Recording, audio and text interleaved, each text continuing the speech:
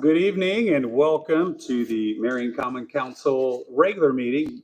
It is 7 p.m. We're in the City Council chambers on September 17th, 2024. I'm going to go ahead and call the meeting to order and invite Pastor Steve in attendance here. Is Pastor Steve here?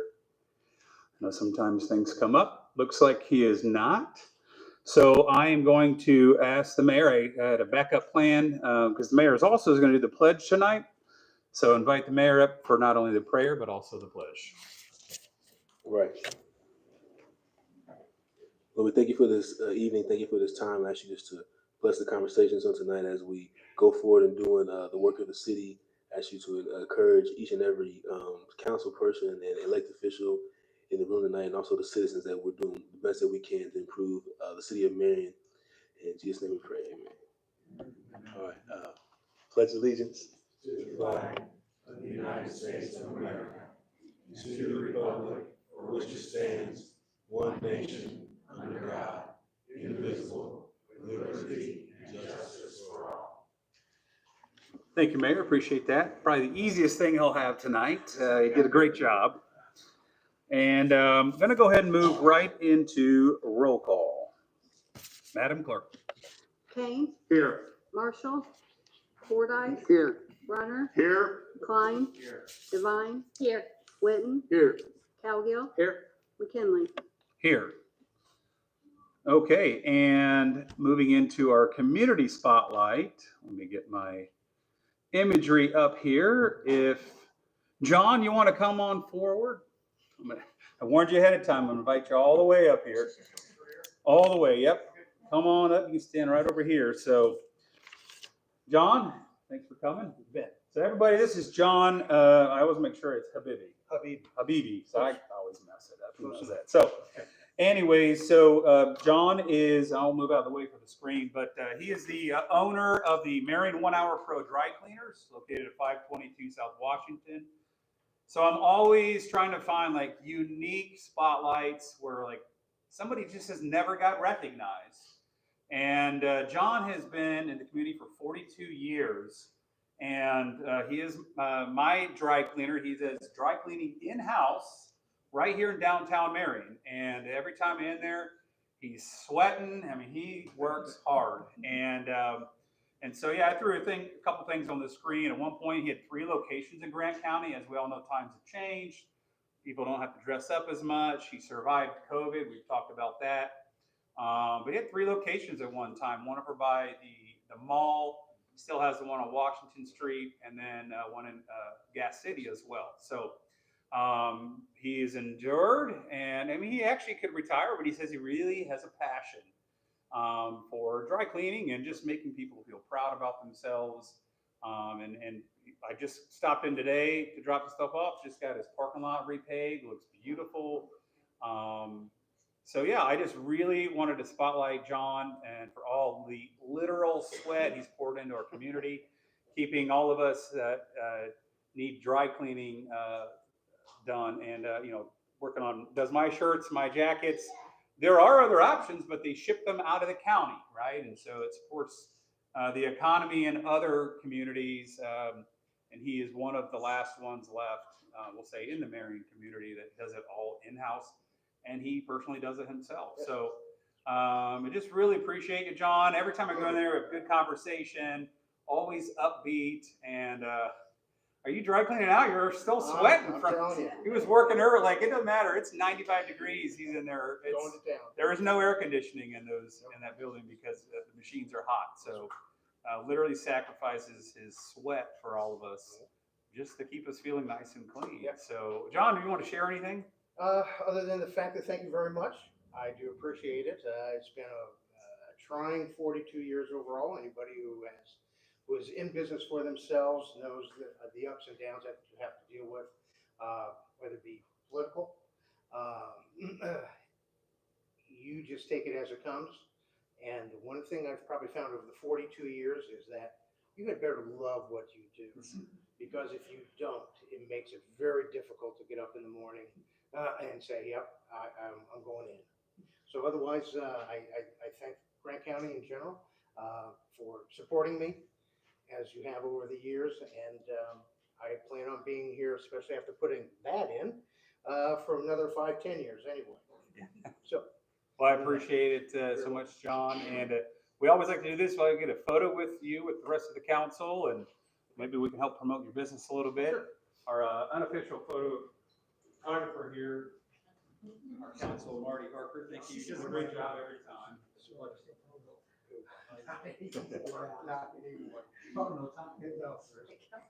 Where am I? Anywhere in the middle. We'll get in there. Ready? 1, 2, 3. All right. Appreciate it. Thanks, John. Yeah, thank you very much again.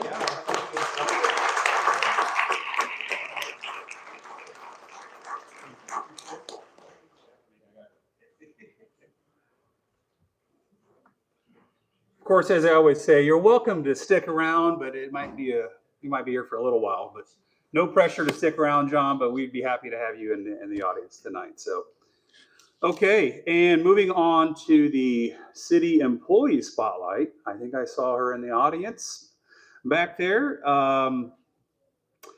Brittany Shrout, come on up. Now you get your face all over the big screen. Come on up. All the way up front here. Come on over here. Thanks, Brittany, for coming. No problem.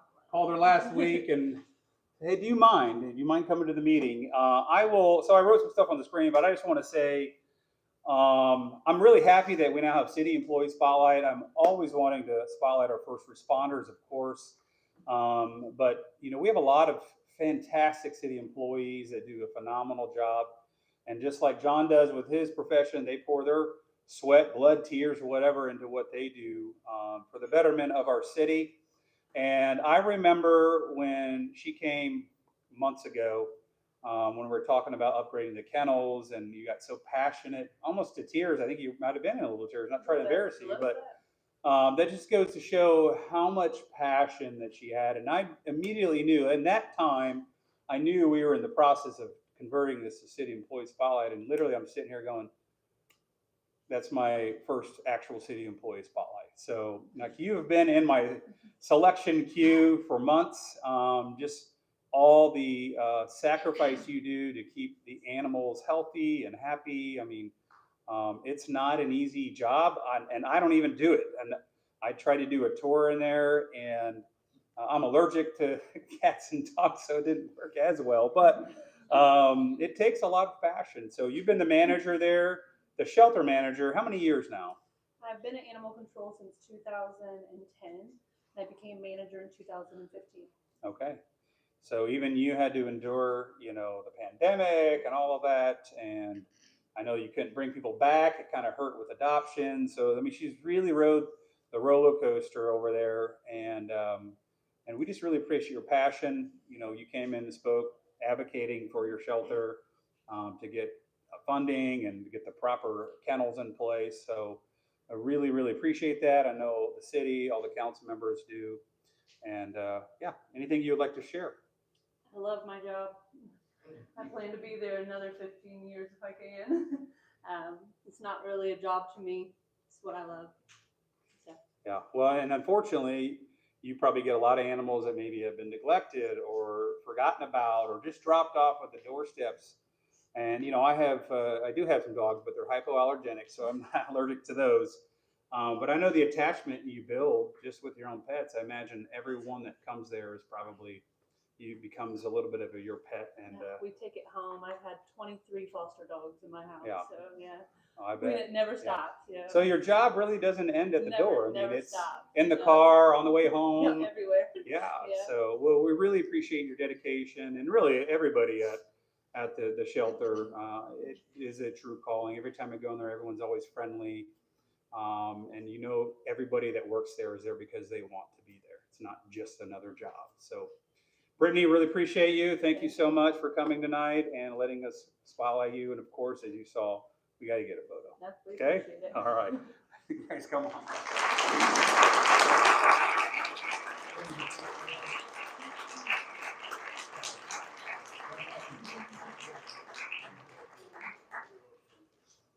Hold your picture online. Oh, was it?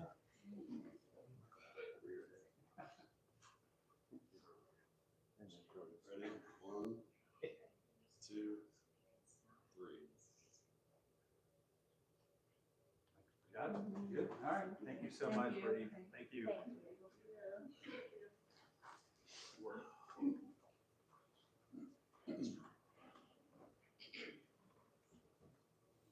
Okay. Always a joy to spotlight. So thank you, John, and thank you, Brittany. And we're going to go ahead and move on to the consent agenda for the approval of minutes, consideration of pre-approved claims, and consideration of claims. Unless somebody has something they want to speak specifically on those, I would take a motion to pass a consent agenda. I so move. Second. A motion by Councilman Kane, a second by Councilman Brunner. Any discussion? Madam Clerk, roll call. Kane, Aye. Fordice, Aye. Brunner, Aye. Klein, Yes. Divine, Yes. Witten, Yes. Cowgill, Aye. McKinley. Yes. And moving into committee reports. Do we have any council members with committee reports? Vice President Cowgill.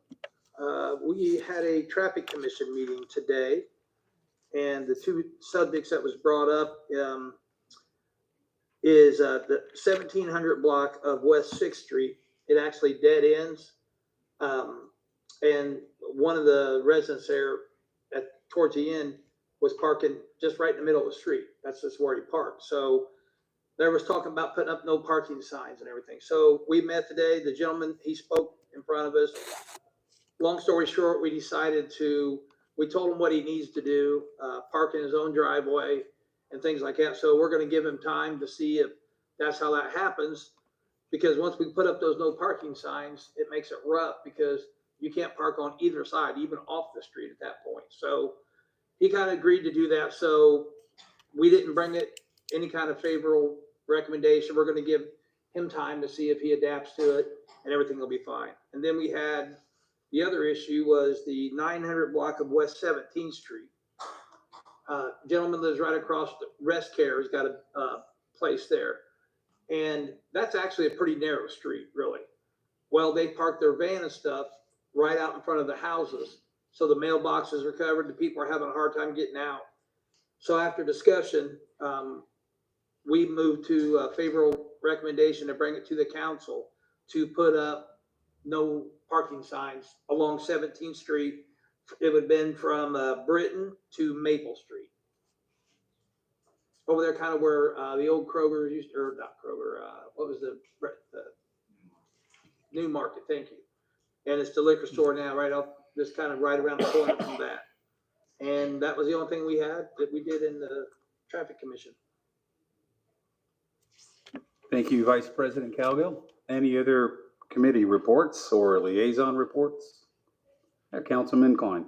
Hi, thank you. I have two. I'll do them in chronological order. The Board of Aviation Commissioners met last Thursday, and stuff that came up at the meeting, runway 22 has been repainted. They're preparing design work for extending taxiway B. They received a grant for improved runway approach lighting for runway 22. That stuff's fun to watch when it's working. And the design work is underway for the new fuel tanks in the surrounding area. Bids should go out this year with construction starting in the spring. And the most recent committee that I have to report on is the grant review committee.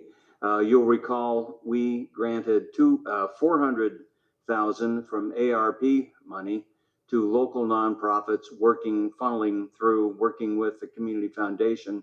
And that grant review committee met today. Councilman Kane and I are on that. And there are 26 applications asking for about $800,000. So there are some decisions to make. We have the review process started today, and the next meeting is going to be October 2nd when we will make decisions. And I thank you. Thank you, Councilman Klein, and I appreciate you and Councilman Kane serving on that committee. Any other council members? Councilwoman Devine.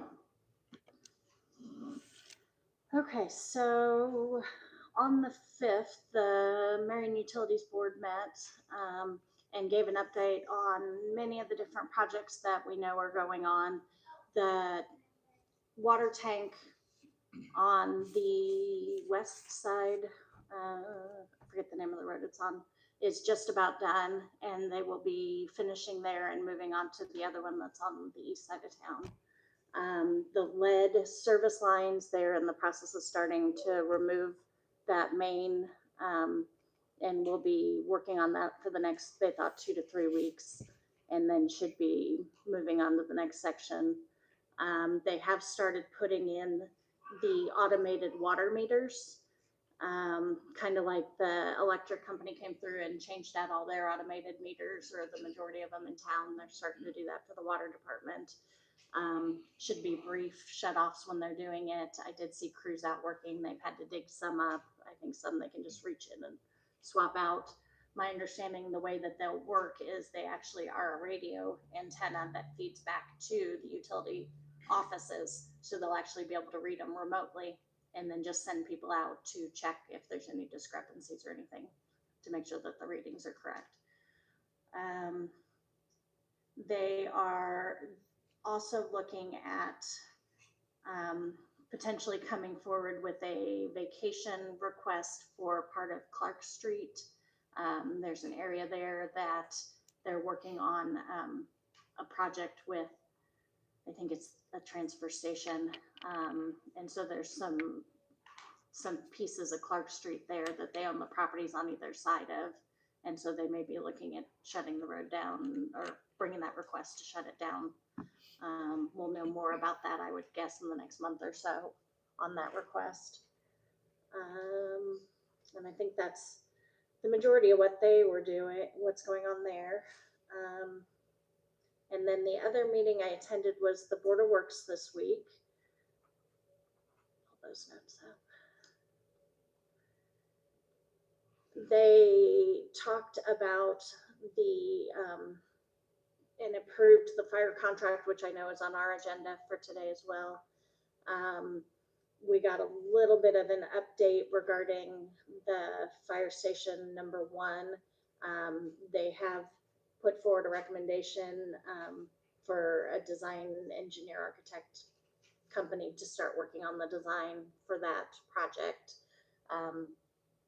So I know that they said the contract will be negotiated and agreed upon once that it's decided who that they want to work with. They're looking at doing it through the BOT process, which I think we talked about at the very beginning of the year as well, where basically you set a contract amount and then the overall project manager works within that amount and hires out for the parts and the contractors and so forth. So I know they're working on that right now.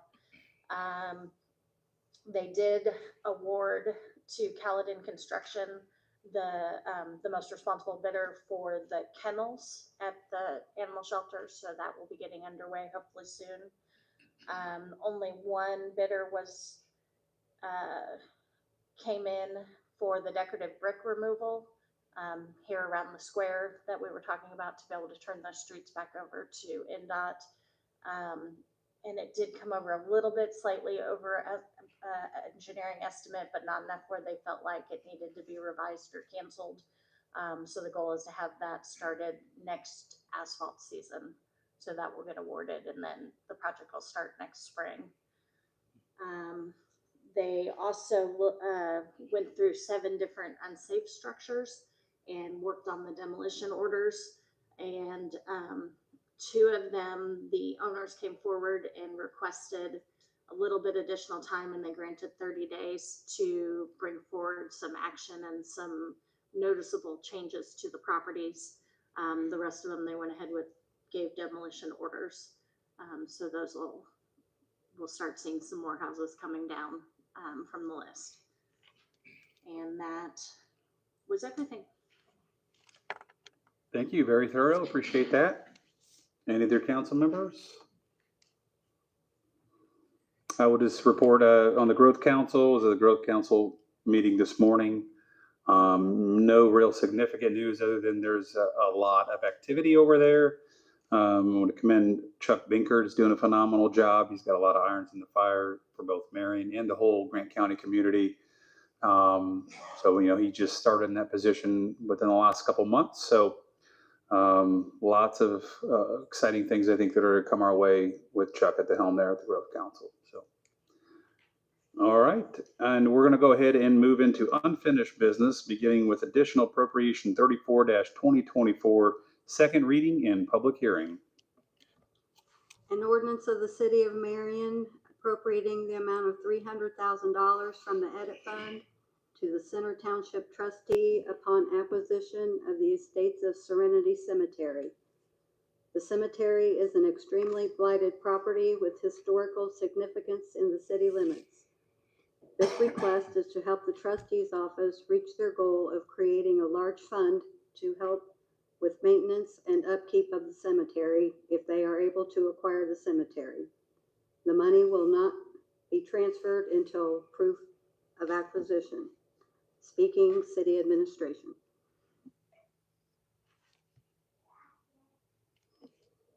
Looks like Trustee Kane is coming to the microphone to speak. Welcome. Thank you. There you go. So this is our fourth hearing, actually. And I left my township trustee conference that started Sunday night to come and be with you tonight. So if I slip out at the end of this, please understand I'm headed back that way with my staff members. So I will take any questions that you have. Great, thank you. Any council members, any other questions? I think it's our fifth now, actually. Get fourth. We're losing track. I'm losing Yeah. track. Any of the council members have anything additional? I know we've kind of been through this many times, but any last questions? Okay.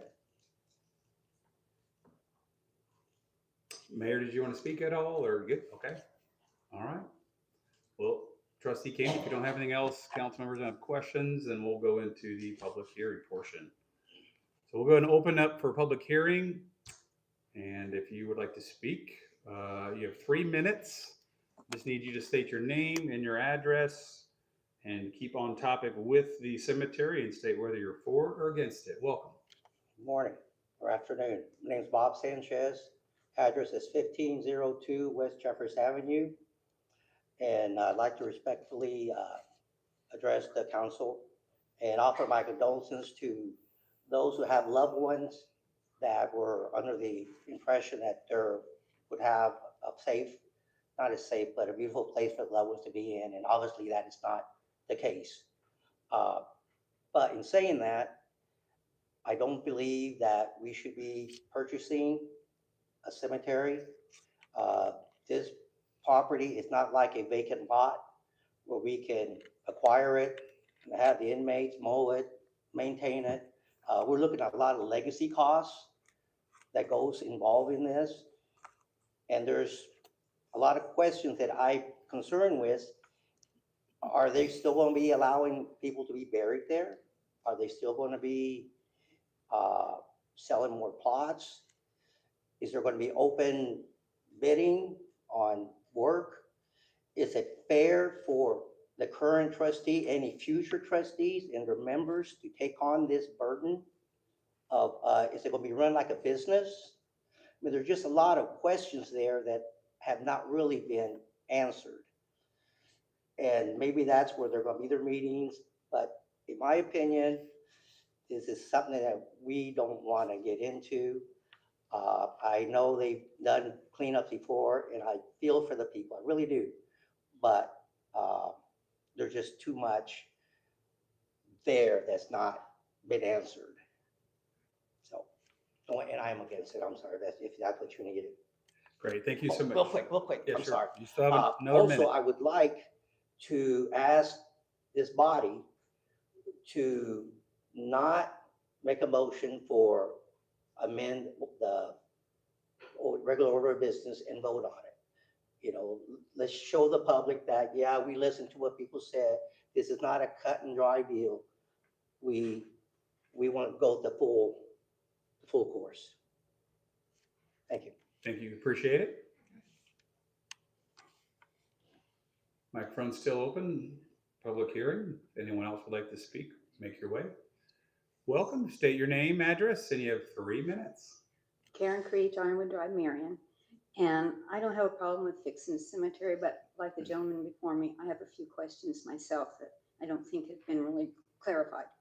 And one of it is, both articles that's been recently in the Chronicle state that the litigation to obtain this property, and it's in its early stages. I'd like to know if there's any way to kind of middle that down, I mean, in a calendar format. No, everyone knows the judicial system moves very slowly here lately. And I just wonder what kind of time limit are we looking at to even get some kind of headway or clarification as to when you might have a resolution to the situation. Also, in tonight's article in the Chronicle Tribune, it states that this money is going to be held and then it's going to be reviewed at the end of the year. Does that mean that you're only going to hold it, the 300,000? Because at one meeting, it was a 6-month window that you were going to kind of hold it in reserve. And the paper indicated that it's going to be reviewed. And then if it's not had any movement, it's supposed to go back to the city or to the public funds at the end of the year. So does that mean you're only going to hold it for till January? I'm kind of confused on how long it's going to be held in reserve from the public uses. And since we're not sure how long it's going to take to get the property, so I was kind of concerned on that. And the other thing I wasn't sure, are we protected against any type of lawsuit as far as the city? I know they keep saying the city's not buying the property, but if we're going to put money back for it and we're going to give public funds to maintain it, is that going to be a long-term thing we're going to maintain? Are we protected against someone bringing us into a lawsuit? And if we're going to maintain it, how many times are we going to give money to maintain it? Is this a one-shot thing? Once the 300 is used up, there's no more money going to this. The township takes complete control and they're going to work it in their own budget and they're no longer going to use any city funds for it. These are things I like to know. And when does the clock start ticking on the time limit? Does it start immediately upon approval, or does it start when they get it? There's a lot of questions I don't quite understand on how long we can hold these public funds, since technically they're supposed to be used for everybody in the city. And this is an extreme situation, and I'm not against fixing it. Just think the money should be more defined exactly how long we're going to keep it. And also, is there any way to get any kind of numbers? There's been no numbers. I know they have 2 other cemeteries at the township. I'm sure Mr. Calgut can attest to that they maintain. Is there any way we could use some of their budgeting numbers to kind of get a feel for what this is going to cost, even though I know they're not going to be in the same condition, but at least a base price we're going to build off of? We have no numbers. And I think under the circumstances, we should have a lot more financial numbers and a lot more dates and a lot more concrete information before we just pass over 300,000. Thank you.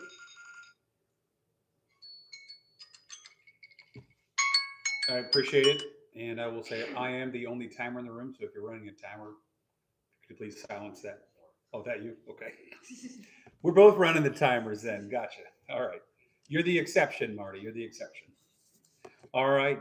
Anybody else want to make their way up? Go ahead, ma'am. My Welcome. name is Ruth Ann Sumter. I live at 809 McAllen Drive, Marion, and I plan for that to be my forever home. I love Marion. It seems to me that we have a trustee who is willing to take on the challenge of making that cemetery something that we can be proud of instead of being embarrassed by it. It is a disgrace that it has gotten to this condition. As a member of the Daughters of the American Revolution and the Grant County Historical Society, obviously I'm interested in the history of Marion. I wasn't born and raised here, but this is my home and I'm proud of it. And I want to be proud of all aspects of it. And I see pictures of people going to other cemeteries they don't look like this.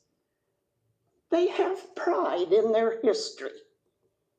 And I think we need to have more pride in those people who helped to make this city as great as it is. And clean it up.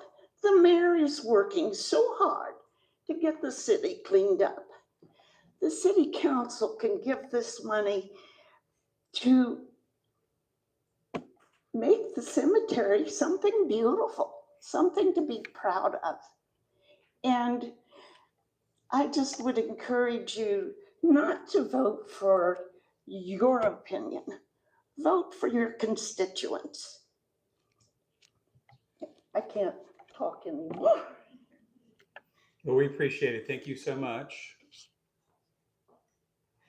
Anybody else? Come on up. Oh, Now, I'm new at this. I have worked with the cemetery for almost 15 years. He's having a hard time finding help. He has hired and hired and excuse me, hired. ma'am. Could you just state your name and address too? Okay, my name is Karen Valenzuela. I live at 1607 West Jeffers, Marion. And like I said, I have worked with the cemetery. I have been trying all my soul to protect 3 Indian mounds that's in the cemetery. The history is great out there. Yes, it's a mess, but you give $300,000 now, how much more are you going to have to give? You're going to have to give a lot more than $300,000. That isn't even going to, there's markers out there, antique markers that needs to be shoved and put and fixed. I have replaced 13 military stones in that cemetery. Very proud of doing what I did, but somebody on that last council member stopped me because I was not a family of these people. You don't have to be a family to a veteran, the Civil War veterans, to replace their markers if they're broken or they're torn down or ran over. All I'm saying is, where is the $300,000 going to stop? There's a lot of damage out there. That the mausoleum, I love to see that mausoleum replaced, but the last estimate I got was $7 million to replace that or fix it. All I'm saying is, where is the extra money going to come from? You guys say you're not buying it, but you're giving $300,000 to fix it. And like I said, I've been trying to work my heart out, trying to save 3 Indian mounds that's in that cemetery. There are Dakota Sioux, the very first one that put their feet on our ground in Grant County. And I'm proud of that because I am part of Potawatomi tribe.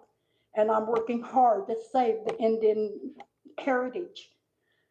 I don't normally speak, but like I said, $300,000 isn't much. The damage is down there. And a lot of it was done when Duffy was there. He took cannons, he took Civil War soldier monuments that we had. It was a mess. And Brian has had a hard time trying to pull it out because he cannot find help. And you all know, Marion, every business is having trouble trying to find help everywhere. Businesses are closing because they can't find help. Pizza Hut South, that poor guy, he said he's going to have to shut down because he cannot find help. But all I'm asking is stop and think, where's the $300,000 going to stop at? Because that's going to take more than $300,000 to fix it. Thank you. Your 3 minutes is up. All right, thank you. I appreciate it. Thank you. All right, we'll come on forward, Jerry.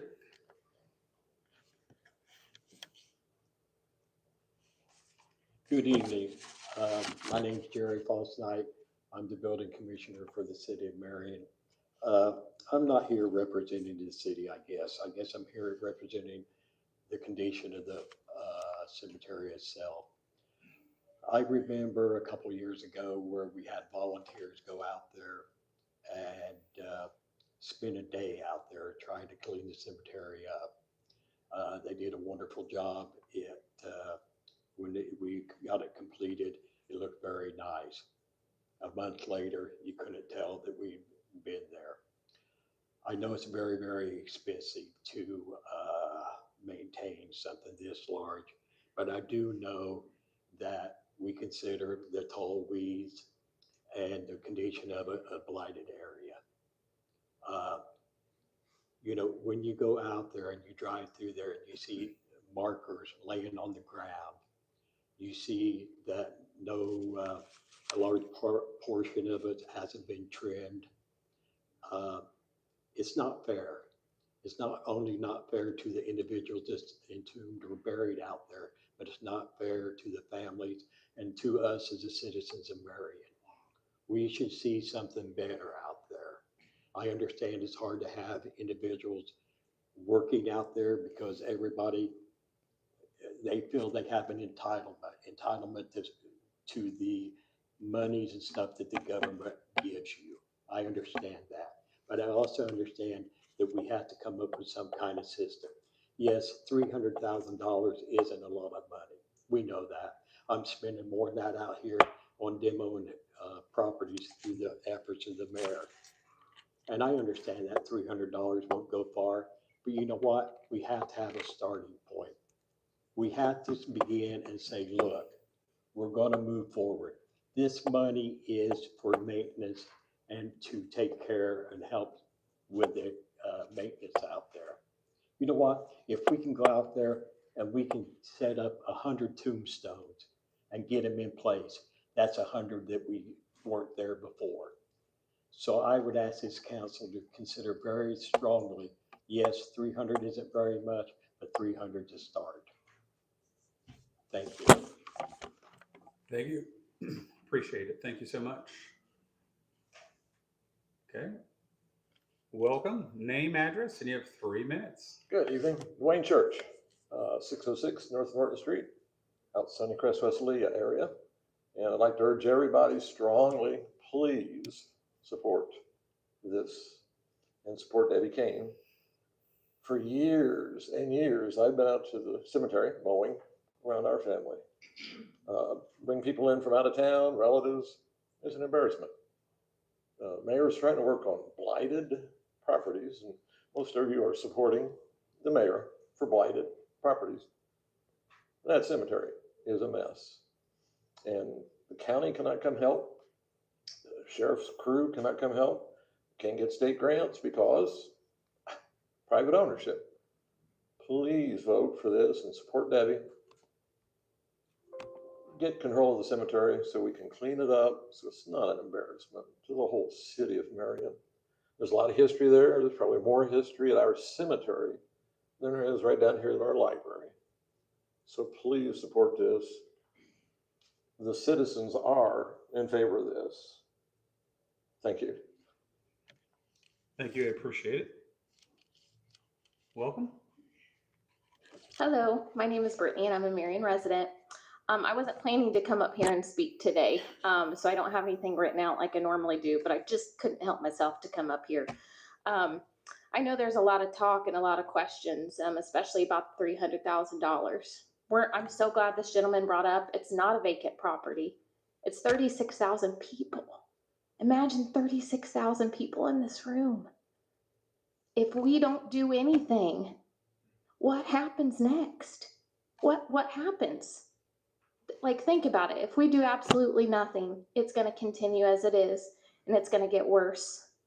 There was a cemetery in Anderson, Indiana that was privately owned by an individual. He decided to remove all the tombstones, bulldoze the land so he could build himself a barn. And it happened, and guess what? Eventually the coroner got called out there because there was a big femur sticking out of the hill. I don't want things to get any worse than they already are. What happens if we do nothing? 36,000 people, that's a grandpa, that's a pop, that's General Shunk. General Shunk didn't dodge many bullets or many balls to be honored like this. At our last public hearing, we honored 2 gentlemen who cut a man down from his noose and saved his life. When there's individuals in that cemetery that died because they did take their own life, they already thought that they would be remembered. They already thought their life didn't matter, which is why they took their life. And look at how we're honoring them. We're proving to them that that's true. And that's not. We have to do something. And I'm so proud of the brave person, the brave trustee who took the first steps and is doing something that we were all too scared to do or didn't know what to do. I'm so proud of her. I love Marion. I understand people have questions, but we have to do something. What happens if we don't? Just please think of that. What happens if we don't, Mike? What happens if we don't, Gary? Please, please just think of that. I love my community. I love those 36,000 people. I love my family. Just please think, what will happen if we do nothing? We don't take that first step. That's all I've got. Thank you. Thank you very much. I appreciate that. Public hearing is still open. Microphones available.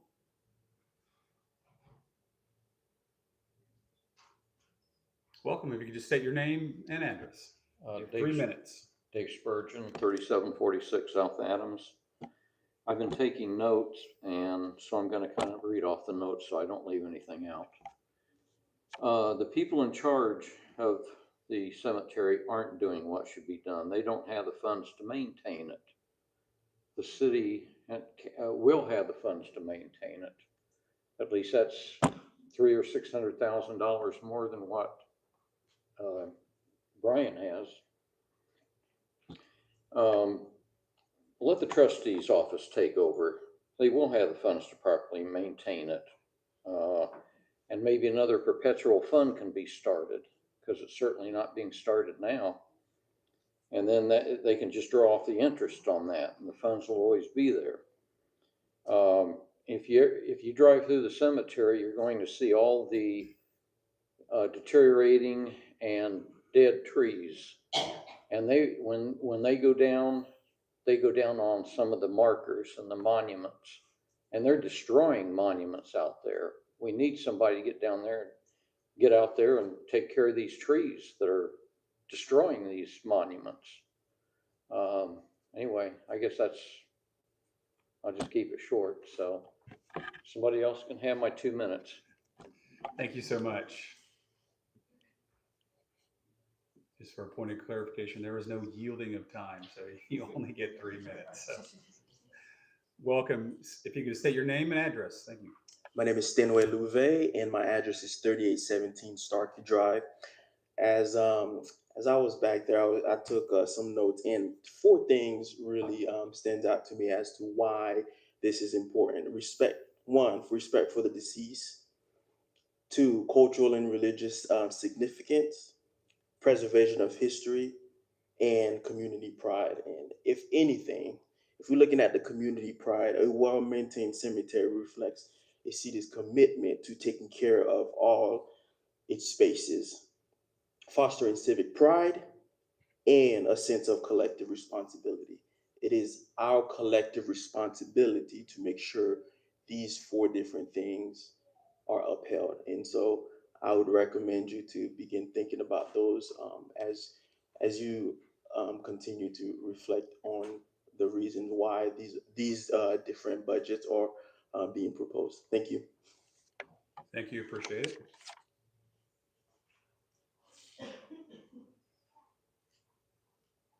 Welcome.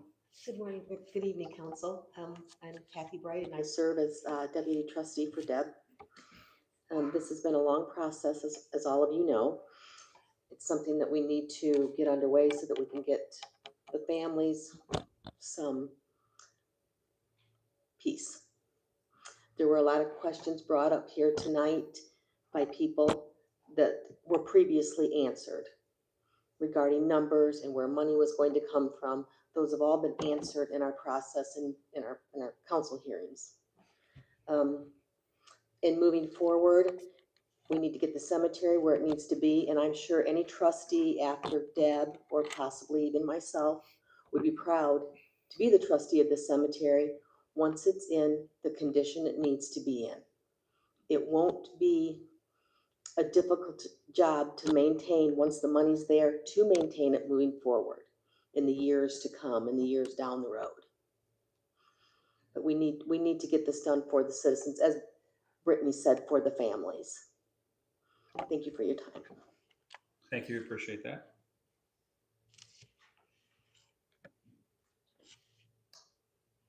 Last moment for the public hearing. I don't see anyone else making their way to the microphone, so I'm going to go ahead and close the public hearing. The council members have any other questions? Okay, I did want to, just because there's people watching online and I can't see this, but reading the actual ordinance might maybe clarify some questions that were asked. I just want to read it. It says, be it further ordained by the Common Council of the City of Marion, Indiana, Grant County, that the funds appropriated in Section 1, which is the $300,000, shall be held with the city and released to the Center Township trustee only to be used for the cost of the estates of Serenity Cemetery. The balance of the funds shall be transferred to the Center Township trustee upon proof of acquisition of the estates of Serenity Cemetery. The status of the funds shall be reviewed in 4 months or end of 2024 calendar year if the trustee has not acquired the estates of Serenity Cemetery. If the trustee does not acquire the estates of Serenity Cemetery in that time, then the fund shall revert to the edit fund, basically stating when this was written, we still had 4 months, but basically the end of this year, if nothing has progressed to the point where the trustee's office has acquired the cemetery by the end of this year, December 31st, that money will go back to the edit fund, and the trustee would have to come back to the council and request it again for next year. So hopefully that clarifies some of the questions. And just to clarify again, I know we're in our 5th hearing on this, but the City of Marion is not involved in any litigation in this. We're not involved in that process. That is solely the Center Township Trustee's office. We are just simply stating if the trustee does acquire it, the city is willing to contribute a portion, $300,000, towards the initial fund to help maintain the cemetery. Just wanted to clarify that. Any other council members? Okay, I would entertain a motion. I would entertain a motion to suspend the rules, since this is the 5th hearing, by the way. Second. Well, you don't need to make the motion first. Oh, I'm sorry.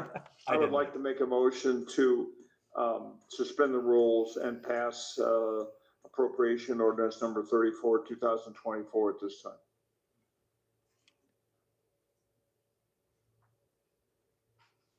Second. Motion by Councilman Brunner to suspend the rules, second by Vice President Calgill. Any discussion? Madam Clerk, roll call. Kane, Aye. Fordyce, No. Brunner, Aye. Klein, No. Devine, Yes. Witten, Yes. Cowgill, Aye. McKinley. Yes, rules have been suspended. I would entertain another motion. I would like to pass appropriation ordinance number 34, 2024. Second. Motion by Councilman Brunner, second by Councilman Witten. Any other discussion? Madam Clerk, roll call. Kane, Aye. Fordyce, No. Brunner, Aye. Klein, No. Devine, Yes. Witten, Yes. Cowgill, Absolutely. McKinley. Yes. Yes. Additional appropriation ordinance 34-2024 has passed. Moving on to additional.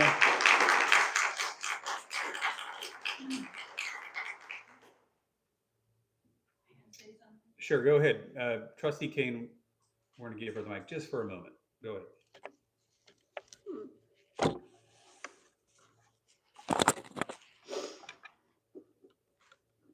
This has been an 8-month heartbreaking project. I ate it, I slept it. Well, I haven't slept most of the time. And I worked hard. And I just wanted to say thank you from the bottom of my heart. And now when I get phone calls, I don't have to respond, I don't know what we can do. I can respond, we're gonna move forward. And we're gonna get this done for you so that you can go out there and you don't have to, at 80 years of age, pull out your little mower from your van and mow your plot, because we have the privilege, and I mean it, we have the privilege of taking care of it for you. Thank you. Thank you. Appreciate that.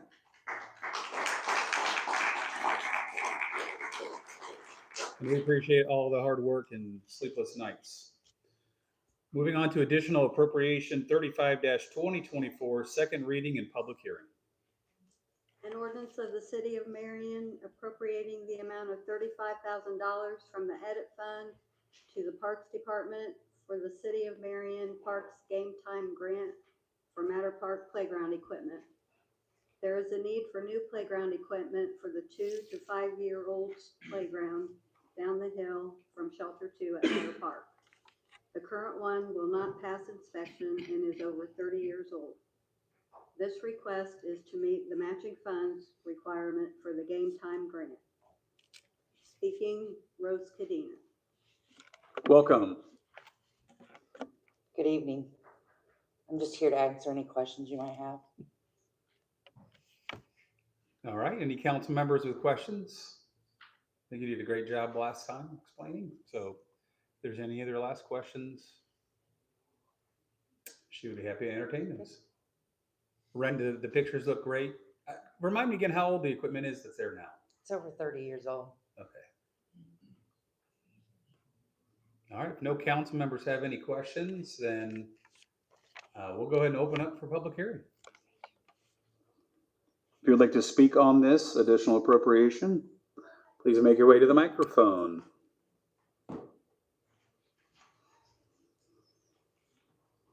All right, I don't see anyone making their way to the microphone, so I'm going to go ahead and close the public hearing.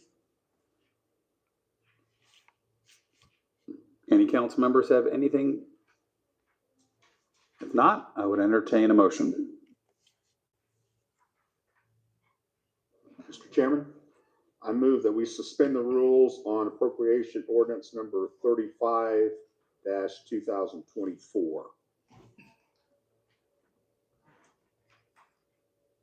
Second.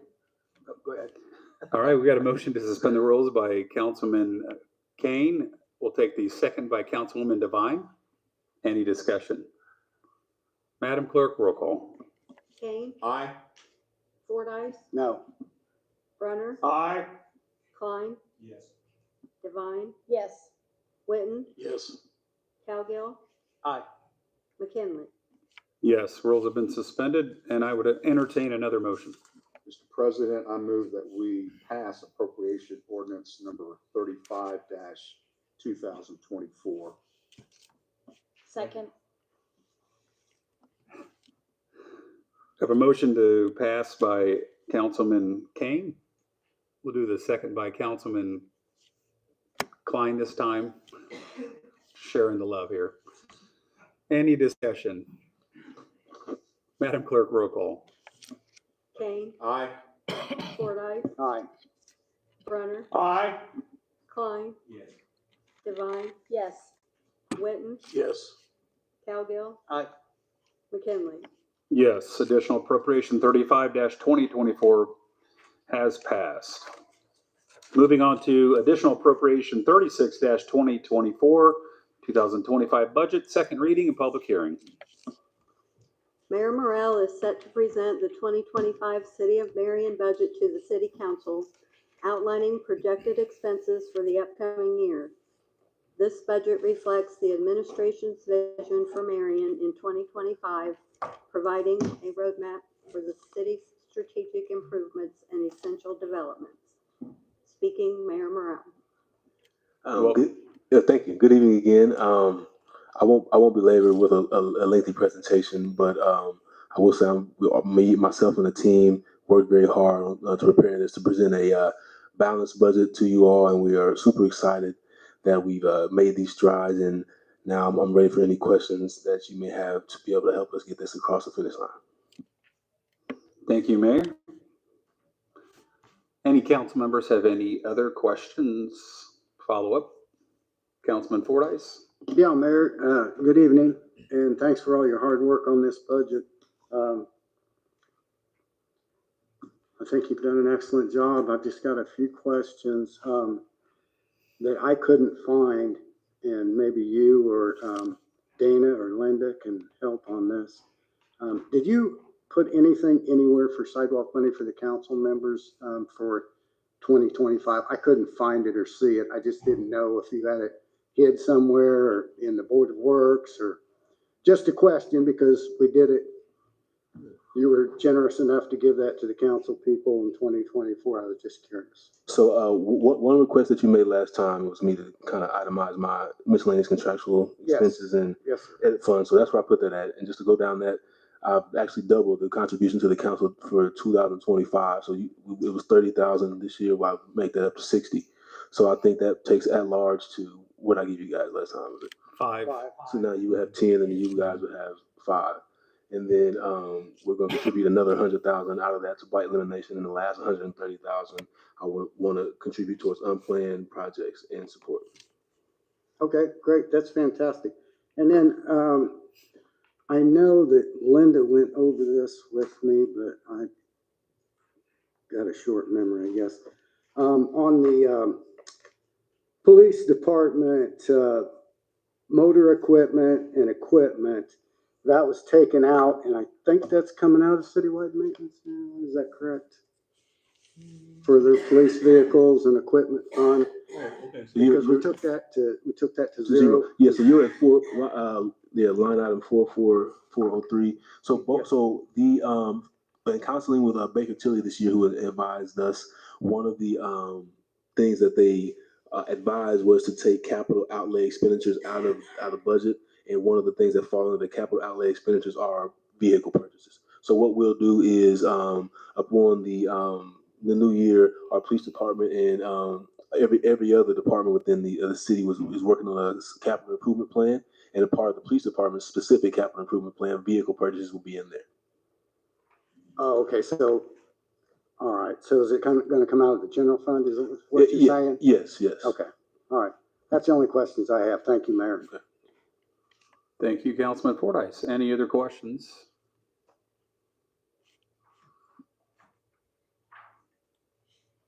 Okay.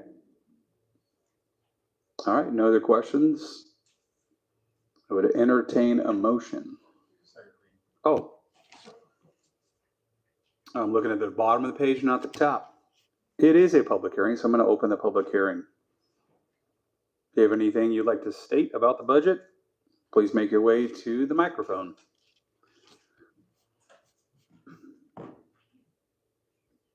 Okay, not seeing anyone make their way to the microphone, I will close the public hearing. Now I'd entertain a motion.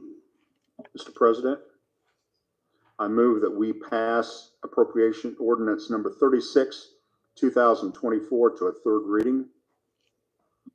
Second. A motion from Councilman Kane, second by Councilman Witten. Any other discussion? Question, Mr. President. Go ahead. I've had about 5 calls over the last 5 weeks. People wanting to know if they can still get money from me. How much do I have to spend, et cetera, et cetera. Is there any way we can get a current reading of what we have set aside from each one of our councilmen? Yeah, we can do that. Can you do that for me? Yeah, we can do that offline, and Mr. Graft would be happy to help with that. I know Brian has been assisting with that as well and keeping track. So we Thank can. you. Yeah, I got a call again Yeah. today, so I said I would ask that question. So yeah, if I can get that in the next week or so, I'd appreciate it. For sure. I'm glad people are asking because I'm happy to see sidewalks getting fixed. Okay, so we've got a motion and a second on the floor to send this to a third reading. Any other discussion? Madam Clerk, roll call. Kane, Aye. Fordyce, Aye. Brunner, Aye. Klein, Yes. Divine, Yes. Witten, Yes. Cowgill, Aye. McKinley. Yes. Additional appropriation 36, 2024 will move on to a third reading at the next regular common council meeting. Moving into new business, we'll start with resolution 10-2024, first reading. A resolution of the Common Council of the City of Marion, Indiana, approving certain matters in connection with an amendment to the declaratory resolution for the Marion Consolidated Economic Development Area and the Economic Development Plan for said area. Mayor Morrell is set to present an amendment to the tax increment financing area that has been successfully approved by both the Redevelopment Commission and the Plan Commission. This amendment aims to adjust the boundaries or financial mechanisms of the TIF district to better align with current development goals and economic needs. The approvals from the RDC and PC signal strong local government support, ensuring that the amendment complies with regulatory standards and aligns with the city's broader growth strategy. Mayor Morrell's presentation will focus on detailing these adjustments and their expected impact on future development and municipal revenue. Speaking, Mayor Ronald Morrell Jr. How was that for an executive summary? Do you need to say anything else? Perfect. That's great. I wrote that myself. Do we need to do we need to change the rules and shorten the number of words? No, I'm just kidding. That was great. I love it. The community is so much more informed. Yeah. So I'll have Chris from Barnes & Thornburg come and explain more what this is in more specific detail. Welcome. Thank you, Mayor. President McKinley, members of the council, good evening. For the record, Chris Greisel, attorney at Barnes & Thornburg and attorney for the Marion Redevelopment Commission. As you might recall, a month or so ago, we came before this body and doing what we thought was the first step in our administrative cleanup of our TIF districts, and we combined the CIE with our Consolidated Economic Development Area, which brought revenues into that consolidated economic development area. The second step that has been initiated is what we refer to as TIF pruning, and it's an annual practice that the Redevelopment Commission goes through, where we look at parcels in our TIF districts that are negatively performing. They're creating a decrement or a negative drag on our TIF. And so the resolution that's before you here this evening identifies approximately 20 parcels that the Redevelopment Commission, in consultation with our municipal advisor, Baker Tilly, have identified as being candidates to remove out of these TIF areas. They're parcels that we don't see any redevelopment happening in the near future. They total nearly $6.5 million in assessed value. And so it's our estimate that once we get these removed out of the TIF district, that we'll be generating nearly $150,000 to $200,000 in annual revenue increased to our consolidated area. So removing these decrement parcels certainly increases the TIF cash flow in the positive to help with all of our projects that we have going on in for the near future. As the very well stated executive summary laid out, this has gone before the Redevelopment Commission in a declaratory resolution. It's also gone before the Plan Commission, and so now we're here before you tonight to seek your approval. If we get that approval tonight, we plan to go to the Redevelopment Commission here in October for a public hearing and final confirmation. So with that, I'm happy to answer any questions you may have. And Andy Mauser from Baker Tilly is also here as well to answer any questions that you may have. I did want to clarify on the agenda, it says first reading. Well, this is the only reading because it's a resolution. So there's a typo on there. But yes, any questions from the council members? Go ahead. I just got a short question. This says resolution 10, first reading, but also it has resolution 13 with it. So I think what you might have, and I don't have a resolution 13 on the agenda. So are you just doing one, or? Yeah, so we have two resolutions that are on the agenda tonight, but maybe what you're looking at, Councilmember Fordyce, is the resolution for this topic had an exhibit that referenced the redevelopment commission's action item. I don't know if that's the number. Is that the number that you're looking at? So that's the action that the redevelopment commission passed. That's reference for you. Okay, yeah, I got that, right. I stand corrected, you're correct. Okay, thank you. Thank you for that. Any other council members?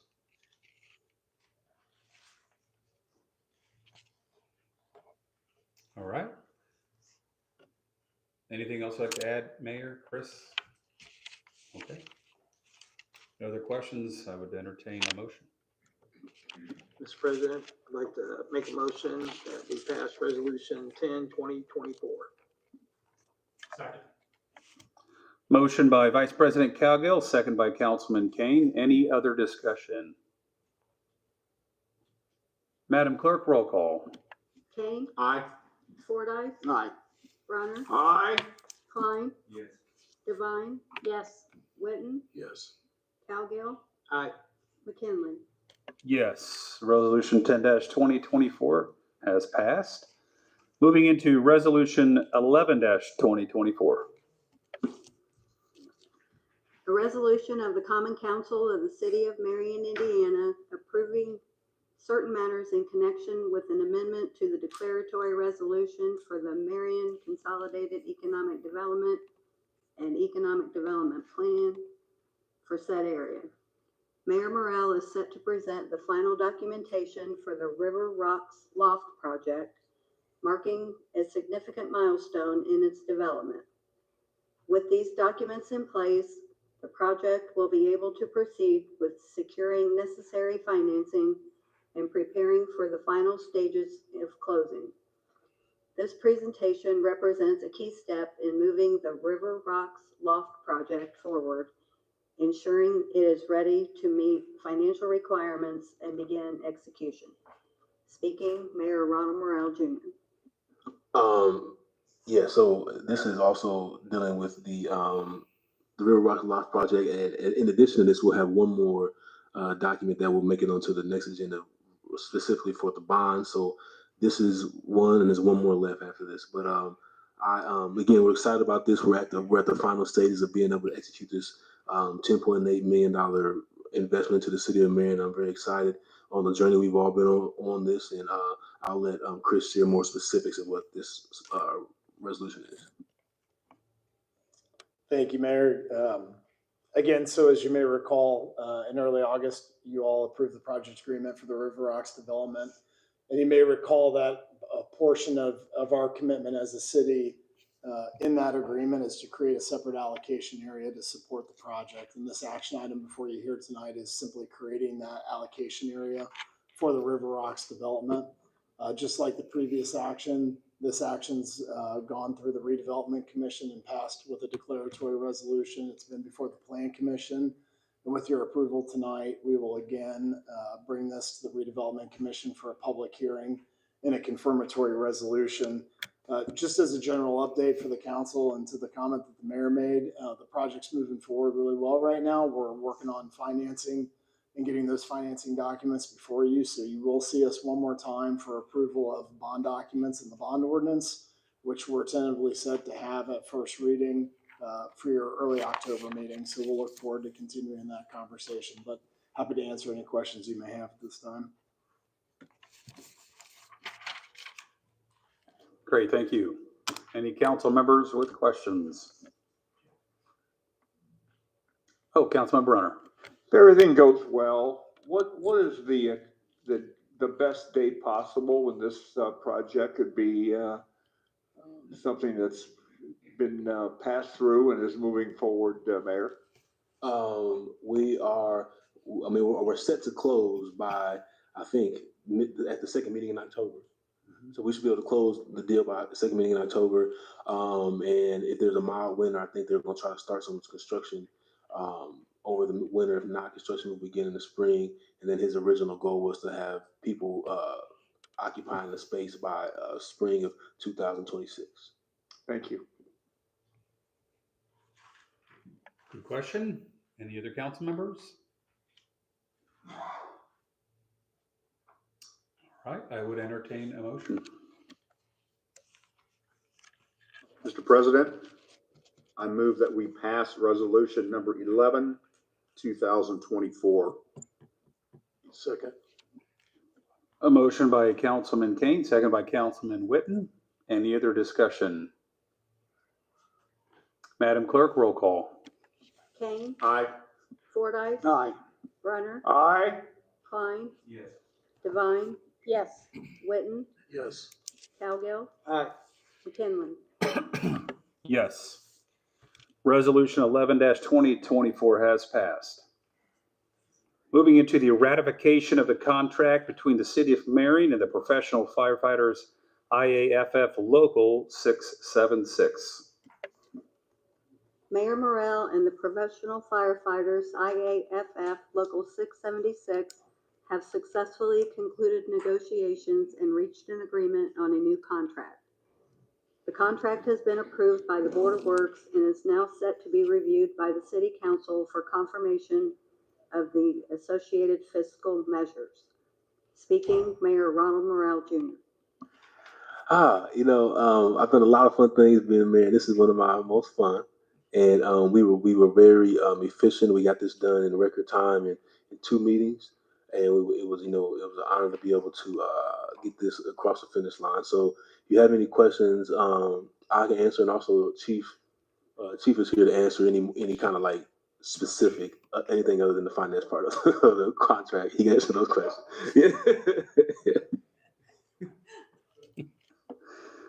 All right. Thank you, Mayor. Any council members with questions? Chief, would you like to say anything or add anything? I'd like to say that I am happy that I am not part of the financial part of it. But I will say, just like Mayor mentioned, it was a record 2 meeting. They were 3 hours apiece, but in my 25-year career, this is the 5th time I've been a part of negotiations, and this one was by far the easiest, if I can say easy. It was the most cordial. It was the most easygoing. Both sides came with respectable and fair proposals, and both sides gave some and took some, or dig their heels in, whatever you want to call it. But it was very cordial. Thank Council Cowgill for being there, and just it was just a good overall meeting and process. And I do have any questions you want to ask. If not, I'll be happy to sit back down. Thank you for coming up here. One last opportunity for council members to ask questions.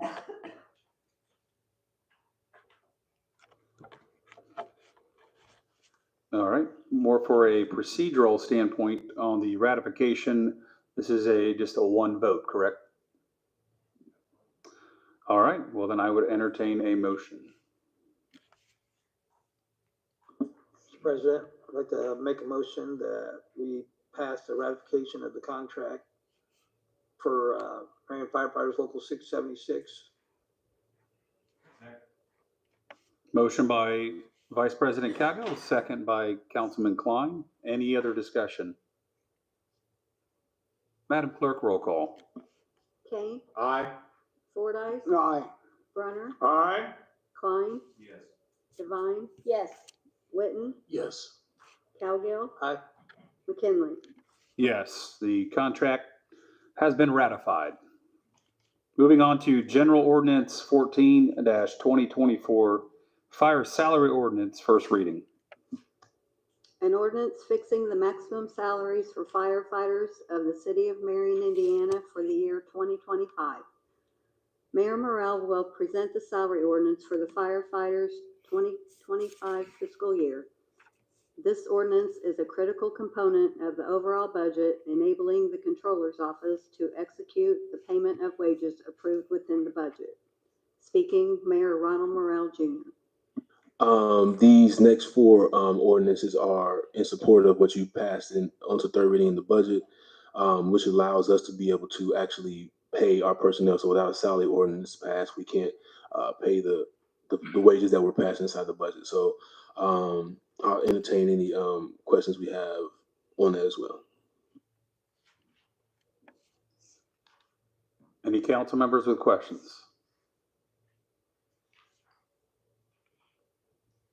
All right, I would entertain, oh, go ahead, Councilman Brunner. Real quickly, just for my own sake, what is the raise that they are receiving, Mayor?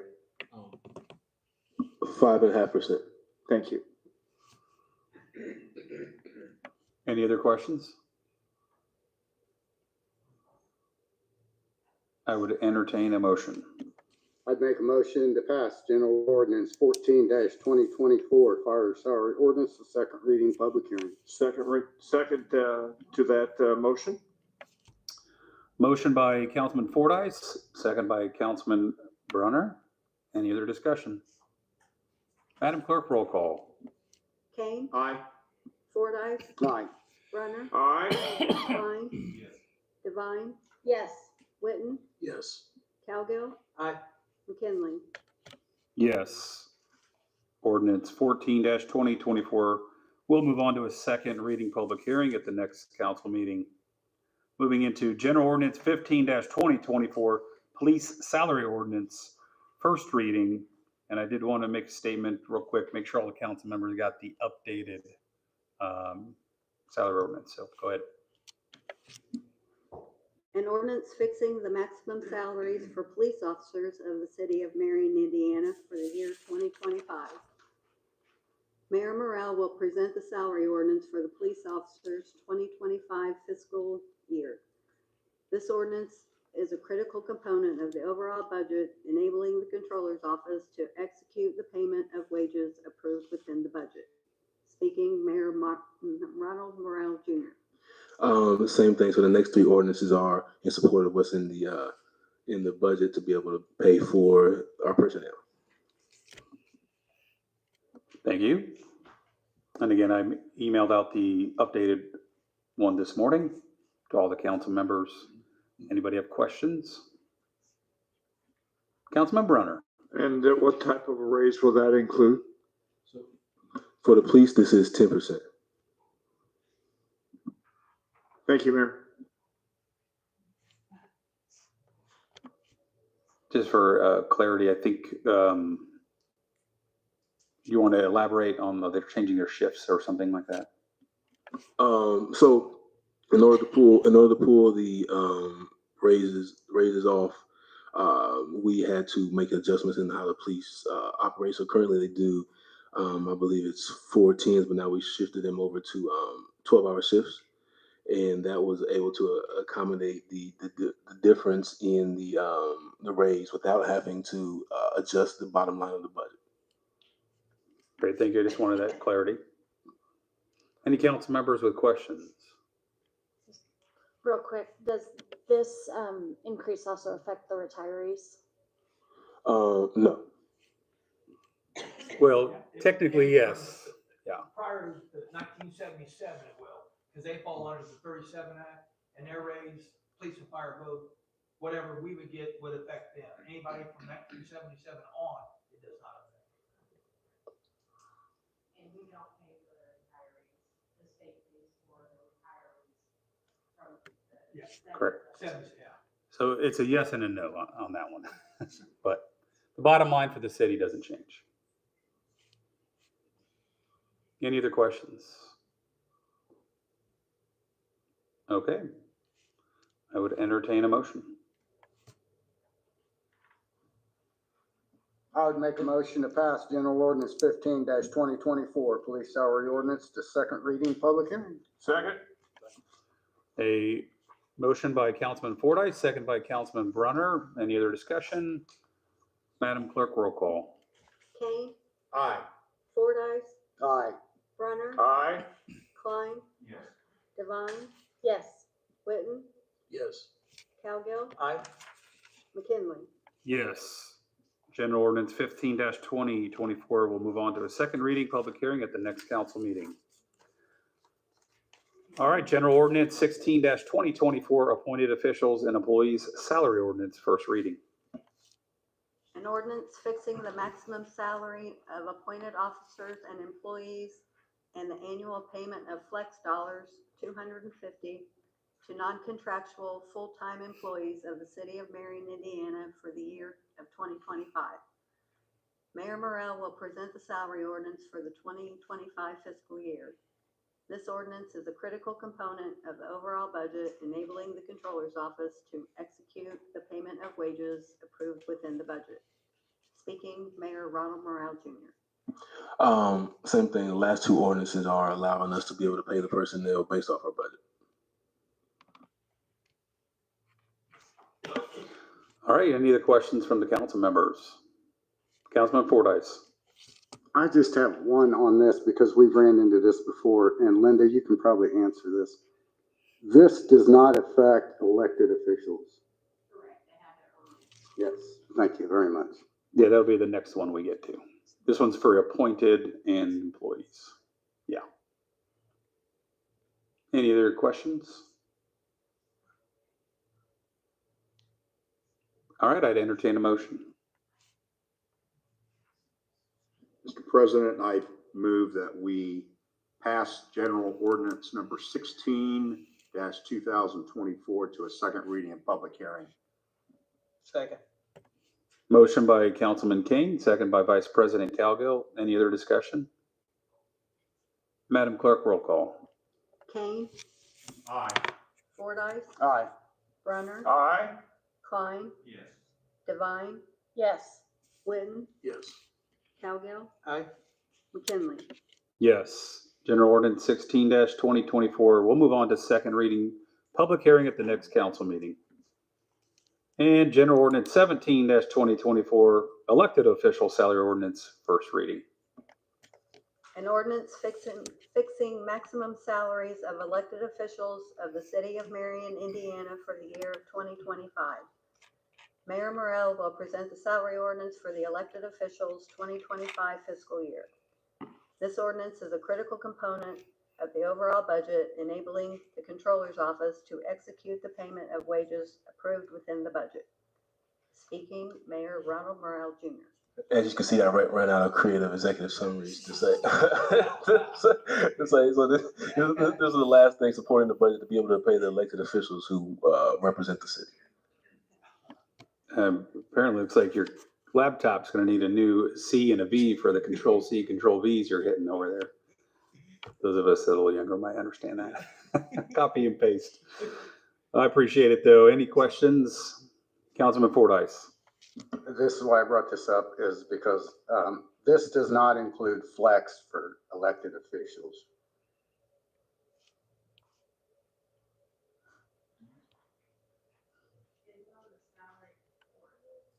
No, this is. It is on here underneath. It says, in addition, elected officials receive an annual payment of flex dollars in the amount of $250. But is that where it's supposed to be, or is it supposed to be somewhere else?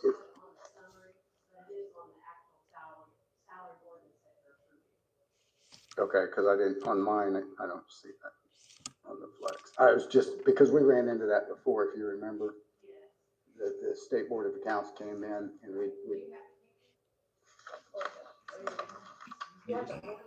no, I don't have the ordinance in front of me. I'm just, she gave it to me. I'm sorry. It's on there, Councilman Fordyce. I can assure you that. Okay, I just wanted to make sure because we ran into that before as State Board of Accounts. No, I appreciate you asking and checking. Sure. Thank you very much. It is on there. Okay. Any other questions from council members?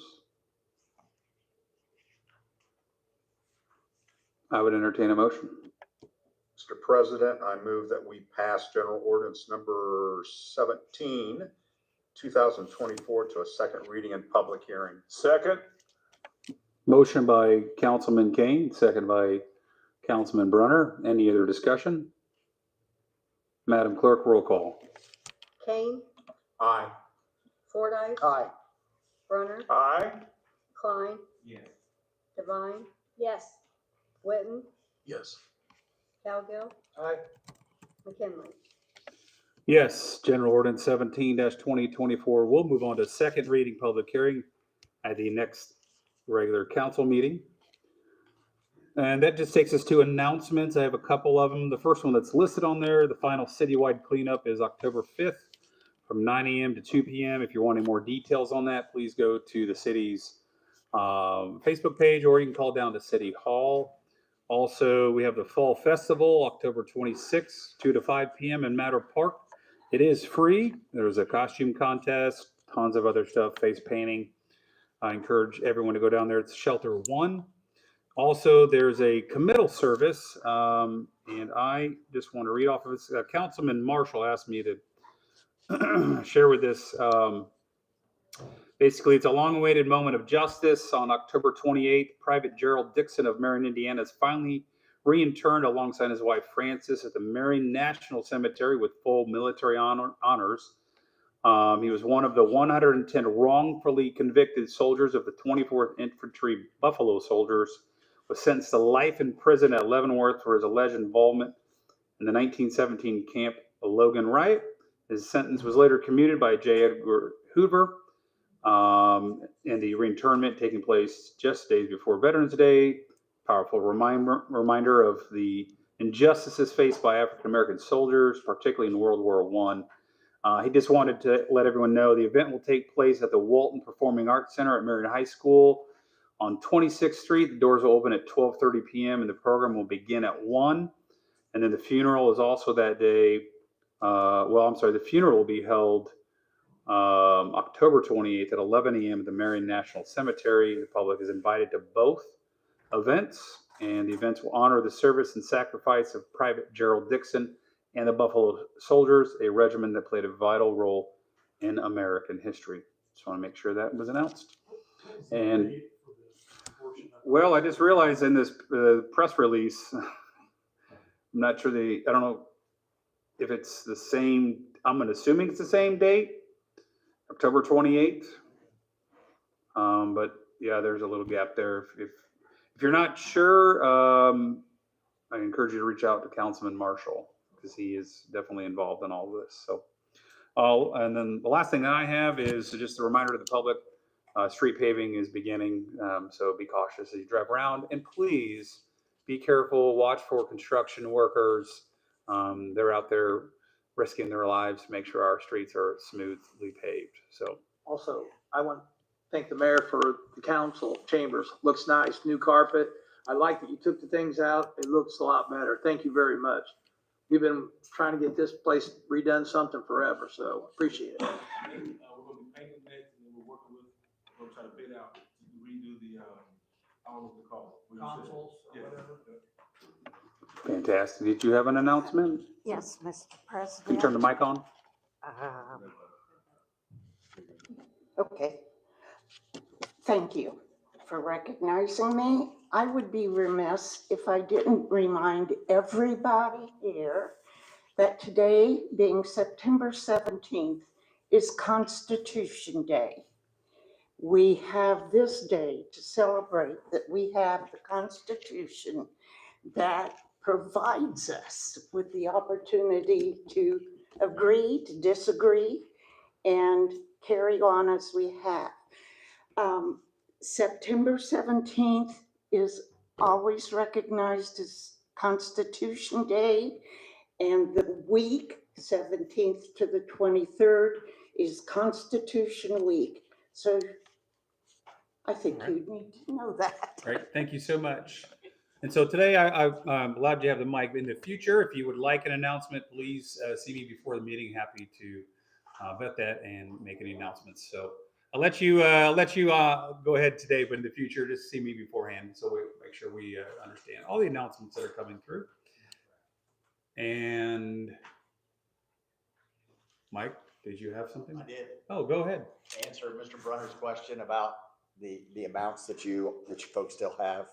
Oh, yeah, go ahead. Okay, so Mr. Fordyce, you have $2,250. Mr. Klein, you have $1,500. Ms. Devine, you have $2,200. Mr. Marshall is not here. Mr. Witten, you have $2,000.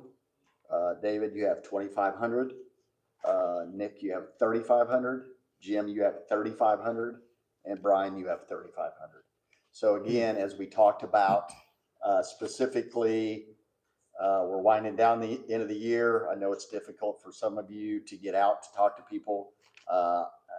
you're probably gonna, if you want to give the money to the engineering department to try to finish the year up on the 50/50, you're probably gonna have to amend your rules for the appropriation that you had, because I can't allocate those funds for you. It's your determination on who gets the funds. So. Is that clearly just sidewalks? I know I interrupted. Yeah, it was clarified as sidewalks.